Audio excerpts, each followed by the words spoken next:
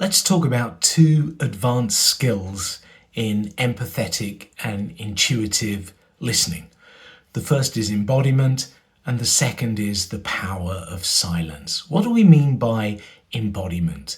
Well, I think essentially it means two things. Number one, it means embracing discomfort and the discomfort within ourselves. Have you ever talked to someone, been listening to them, and the things they're saying are triggering discomfort in you? You feel awkward, you just don't want to be there. And all of that disrupts our presence and our ability to hold space for the other. So when that happens, we have to allow that discomfort just to rise in us and then fall. It doesn't have to stay. And the second part of embodiment is the fact that we infuse the space in which we're holding. What do I mean by that? Well, we understand that our heart has a magnetic and electrical power that goes out from around us. That's been proven.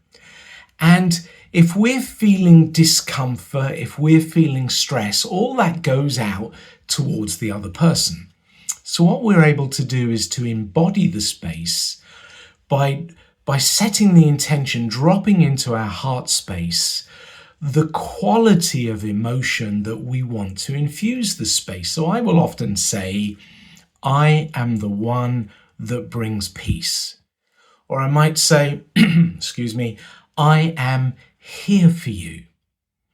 I accept you. I love you. I embrace you. All of these things, when they're dropped into our heart, go out and they infuse the space. So that's embodiment. The second is silence and the power of silence. We understand that when we communicate consciously, after the other person has finished speaking, we pause. And we pause for 20 to 30 seconds, at least when we're learning how to listen and hold space for others. And in that time, we are not rushing to fill the space.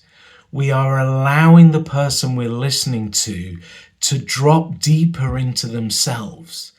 When we hold that silence without any awkwardness, it's like we're creating an invitation to deeper hospitality for them to fill the space.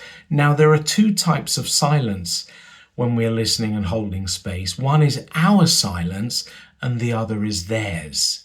Their silence is when they are mid-sentence. It's obvious they're thinking, or if you've asked them if they'd like silence, and they are going within themselves. They have chosen to be silent. And in that, we never break that. We never break that. We allow them to keep that silence for themselves. The second silence is our silence, when they have finished speaking and we choose to be silent. When we choose to give them the space, that's our silence. And we choose not to break that until it's obvious that the client may want to speak or that they are then beginning to speak. So two advanced skills, embodiment and silence them.